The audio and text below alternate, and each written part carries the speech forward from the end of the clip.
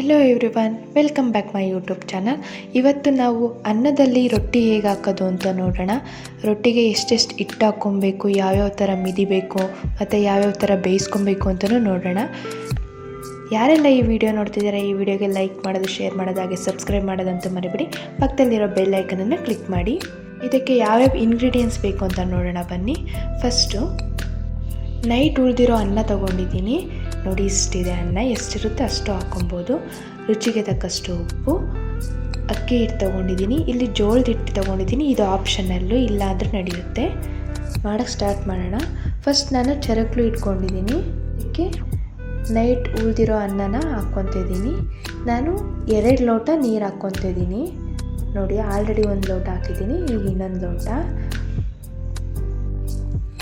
ಅನ್ನದ ಪಾತ್ರೆಗೂ ಸ್ವಲ್ಪ ನೀರು ಹಾಕ್ಕೊಂತಿದ್ದೀನಿ. ಅದರಲ್ಲಿ ಅನ್ನ ಸ್ವಲ್ಪ ಇತ್ತು, ಹಾಗಾಗಿ ನೋಡಿ ಇಷ್ಟು ನೀರು ಹಾಕ್ಕೊಂಡಿದ್ದೀನಿ.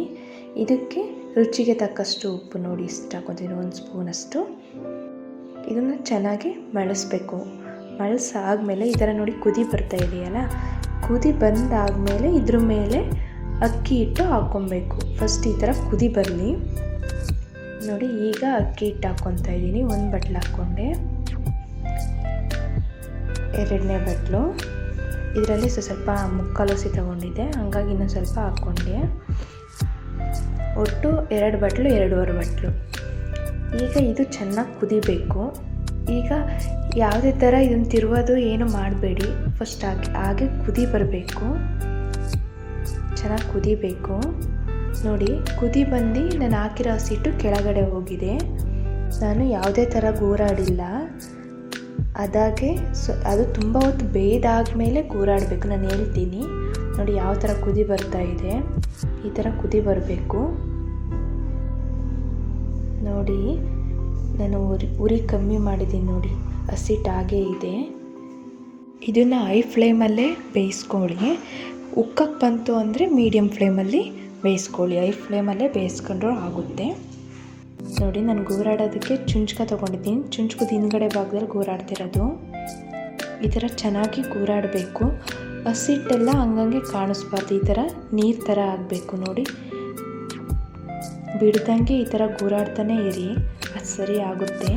ನೋಡಿ ಹಸಿಟ್ಟೆಲ್ಲ ಅಷ್ಟು ಕಾಣಿಸ್ತಾ ಇಲ್ಲ, ಸ್ವಲ್ಪ ಗಟ್ಟಿ ಆಯಿತು. ತುಂಬ ತೆಳ್ಳಕ್ಕಾಗಬಾರ್ದು. ಈ ಥರ ಗಟ್ಟಿ ಆಗಲಿಲ್ಲ ಅಂದರೆ ಇನ್ನೊಂದು ಸ್ವಲ್ಪ ಹಸಿಟ್ಟು ಹಾಕ್ಕೊಂಡು ಗೂರಾಡ್ಕೊಬೇಕು. ನಾನು ಮೀಡಿಯಮ್ ಫ್ಲೇಮಲ್ಲಿ ಗೂರಾಡ್ಕೊತಿದ್ದೀನಿ. ನೋಡಿ ಆಯಿತು. ನೋಡಿ ಇದೇ ಚುಂಚ್ಕದಲ್ಲಿ ಇದನ್ನೆಲ್ಲ ಒಂದು ಅರವಾಣಕ್ಕೆ ಹಾಕಿ ಮಿತ್ಕೊಳ್ಳೋಣ. ನೋಡಿ ದೊಡ್ಡದು ಅರವಾಣ. ಇದಕ್ಕೆ ರೊಟ್ಟಿ ಹಿಟ್ಟನ್ನು ಬೇಯಿಸ್ಕೊಂಡಿರೋದನ್ನು ಹಾಕ್ಕೊಳ್ಳೋಣ. ನೋಡಿ ಅಂಟ್ಕೊಂಡಿರುತ್ತೆ, ಸ್ವಲ್ಪ ಈ ಥರ ಕೆರೆದ್ರೆ ಬರುತ್ತೆ. ಪೂರ್ತಿನೂ ಹಾಕ್ಕೊಂಡಿದ್ದೀನಿ. ಇದಕ್ಕೆ ಅಕ್ಕಿ ಹಿಟ್ಟು, ಸ್ವಲ್ಪ ಜೋಳದ ಹಿಟ್ಟನ್ನು ಮಿಕ್ಸ್ ಮಾಡ್ಕೊಂಡಿದ್ದೀನಿ. ಜೋಳದ ಹಿಟ್ಟು ಆಪ್ಷನಲ್ಲು, ಅಕ್ಕಿ ಹಿಟ್ಟೆ ಹಾಕ್ಕೊಳ್ಳಿ. ಫಸ್ಟು ಕೈಯನ್ನು ನೀರಿಗೆ ನೆನೆಸ್ಕೊಂಡು ಈ ಥರ ಮಿದಿಯೋಕ್ಕೆ ಸ್ಟಾರ್ಟ್ ಮಾಡಿ. ಮಿದಿಬೇಕಾದ್ರೆ ತೆಳು ಇದೆ ಅಂತ ಅನಿಸಿದರೆ ಹಸಿಟ್ಟು ಹಾಕ್ಕೊಳ್ಳಿ. ಎಲ್ಲರೂ ದಿಮ್ಮಗಿದೆ ಗಟ್ಟಿ ಬರ್ತಿದೆ ಅಂದರೆ ಸ್ವಲ್ಪ ಕೈಗೆ ನೀರು ಎತ್ಕೊಂಡು ನೋಡಿ ಈ ಥರ ನೀರು ಚುಂಬಿಸ್ಕೊಂಡು ಈ ಥರ ಮಿದ್ಕೊಂಡ್ರೆ ಸರಿಯಾಗುತ್ತೆ. ಚೆನ್ನಾಗಿ ಮಿದ್ದಷ್ಟು ರೊಟ್ಟಿ ತುಂಬ ಚೆನ್ನಾಗಿ ಬರುತ್ತೆ. ನೋಡಿ ಇಷ್ಟು ಮಿದ್ಕೊಂಡಿದ್ದೀನಿ. ಫಸ್ಟು ಈ ಥರ ದಪ್ಪಗೆ ಮಿದ್ಕೊಂಡು ಆಮೇಲೆ ಸ್ವಲ್ಪನೇ ತಗೊಂಡು ಈ ಥರ ಸ್ಮೂತಾಗಿ ಬರೋ ಥರ ಮಿದ್ಕೊಬೇಕು. ನೋಡಿ ಮಿದ್ದಿ ನೋಡಿ ಯಾವ ಥರ ಸಾಫ್ಟಾಗಿದೆ. ಈ ಥರ ಸಾಫ್ಟಾಗಿ ಬರಬೇಕು. ನೋಡಿ ರೊಟೇಟ್ ಮಾಡ್ಕೊಂಡು ನನಗೆ 1 ರೊಟ್ಟಿಗೆ ಇಷ್ಟು ಬೇಕು ಅಂತ ತಗೊಂಡೆ. ನೋಡಿ ರೊಟೇಟ್ ಎಲ್ಲ ಆಯಿತು. 1 ರೊಟ್ಟಿಗೆ ನನಗೆ ಇಷ್ಟು ಬೇಕು. ಇದನ್ನು ಅಕ್ಕಿ ಹಿಟ್ಟಿಗೆ ಮಿಕ್ಸ್ ಮಾಡ್ಕೊಳ್ಳಿ. ನೋಡಿ ನಾನು ಯಾವ ಥರ ಮಿತ್ಕೊತೀನಿ ಅಂತ. ಲೆಫ್ಟ್ ಹ್ಯಾಂಡಿಗೆ ಈ ಥರ ಇಟ್ಕೊಂಡಿದ್ದೀನಿ, ರೈಟ್ ಹ್ಯಾಂಡಲ್ಲಿ 3 ಬೆರಳನ್ನು ಯೂಸ್ ಮಾಡ್ಕೊತೀನಿ. ನೋಡಿ ಮೇಲ್ಗಡೆ 1 ಬೆರಳು ಬರುತ್ತೆ, ಆ ಕಡೆ ಈ ಕಡೆ 2 ಬೆರಳು ಬರುತ್ತೆ. ಮೇಲ್ಗಡೆದೂ ಪ್ರೆಸ್ ಮಾಡಬೇಕು, ಆ ಕಡೆ ಈ ಕಡೆ ಬೆರಳಲ್ಲೂ ಪ್ರೆಸ್ ಮಾಡಬೇಕು ರೈಟ್ ಹ್ಯಾಂಡಲ್ಲಿ. ನೋಡಿ ಲೆಫ್ಟ್ ಹ್ಯಾಂಡ್ ಯಾವ ಥರ 4 ಬೆರಳು ಪ್ರೆಸ್ ಮಾಡ್ತಾಯಿದ್ದೀನಿ. ನೋಡಿ ಈ ಥರ ರೊಟೇಟ್ ಮಾಡ್ತಾ ಇರಬೇಕು. ಪ್ರೆಸ್ ಮಾಡಿ ಲೆಫ್ಟ್ ಹ್ಯಾಂಡಲ್ಲಿ ಪ್ರೆಸ್ ಮಾಡ್ಕೊಂಡು ರೊಟೇಟ್ ಮಾಡಬೇಕು. ಇದು ಎಕ್ಸ್ಟ್ರಾ, ಬೇಕಿದ್ರೆ ತೆಗ್ದಾಕೊಬೋದು, ಬೇಕಿದ್ರೆ ಹಾಗೆ ಬಿಡ್ಬೋದು. ನಾನು ಅದನ್ನು ತೆಗ್ದಾಕ್ಕೊಂಡೆ. ಈಗ ಇದನ್ನು ಹರ್ಕೊಳೋದು. ಇನ್ನೊಂದು ತೋರಿಸ್ತೀನಿ ನೋಡಿ. ಈ ಥರ ಸಿಟಿಗೆ ಎತ್ಕೊಂಡಿದ್ದೀನಿ ನೋಡಿ. ಲೆಫ್ಟ್ ಹ್ಯಾಂಡಲ್ಲಿ ರೊಟೇಟ್ ಮಾಡ್ತಿದ್ದೀನಿ.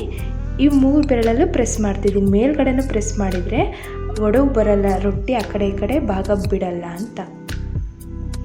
ಫಸ್ಟು ಈ ಥರ ತೊಟ್ಕೊಂಡು ಆಮೇಲೆ ಹರ್ಕೊಬೇಕು ನೋಡಿ. ಈ ಥರ ತೊಟ್ಟಾದ್ಮೇಲೆ ರೌಂಡ್ ಶೇಪ್ ಬಂದಿಲ್ಲ ಅಂದರೆ ನೋಡಿ ಈ ಥರ ರೊಟೇಟ್ ಮಾಡ್ಕೊಂಡು ರೌಂಡ್ ಶೇಪಿಗೆ ತಂದ್ಕೊಂಡೆ ನೋಡಿ. ಇದನ್ನ ಎತ್ಕೊಂಡು ಮೇಲ್ಗಡೆನೂ ಕೆಳಗಡೆನೂ ಅಕ್ಕಿ ಹಿಟ್ಟು ಹಾಕ್ಕೊಬೇಕು ನೋಡಿ. ಯಾವ ಥರ ಹರಿಯೋದು ಅಂತ ನೋಡೋಣ.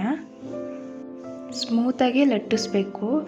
ಎಲ್ಲರೂ ಜಾಸ್ತಿ ಭಾರ ಬಿಟ್ಟು ಲಟ್ಟಿಸಿದರೆ ತೆಳ್ಳಗಾಗ್ಬಿಡುತ್ತೆ. ಒಂದು ಕಡೆ ದಪ್ಪಾಗಿ ಒಂದು ಕಡೆ ತೆಳ್ಳು ಆಗಿಬಿಡುತ್ತೆ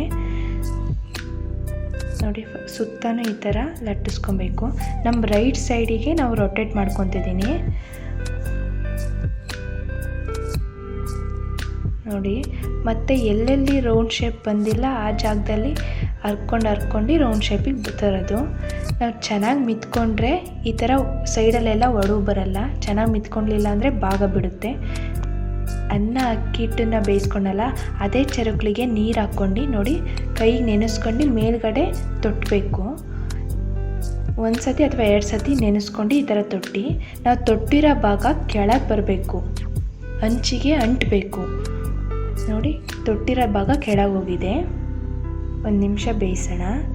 ಒಂದು ಮೀಡಿಯಮ್ ಅಥವಾ ಹೈ ಫ್ಲೇಮಲ್ಲಾದ್ರೂ ಬೇಯಿಸ್ಕೊಬೋದು. ಈ ಥರ ಚುಂಚ್ಕ ಹಾಕಿದ ತಕ್ಷಣ ಎತ್ತಕ್ಕೆ ಬಂತು ಅಂದಾಗ ನೋಡಿ ಅದೇ ಚರುಕ್ಲಿಗೆ ಒಂದು ಬಟ್ಟೆ ತೊಗೊಂಡಿದ್ದೀನಿ, ಕಾಟನ್ ಬಟ್ಟೆ ತೊಗೊಳ್ಳಿ. ಆ ಬಟ್ಟೆಯಲ್ಲಿ ಸುತ್ತನೂ ನೀರು ಹಚ್ಕೊಬೇಕು ನೋಡಿ. ಈಗ ಹಚ್ಕೊಂಡಾದ್ಮೇಲೆ ಈ ಥರ ಮರ್ಚಾಕ್ತಿದ್ದೀನಿ.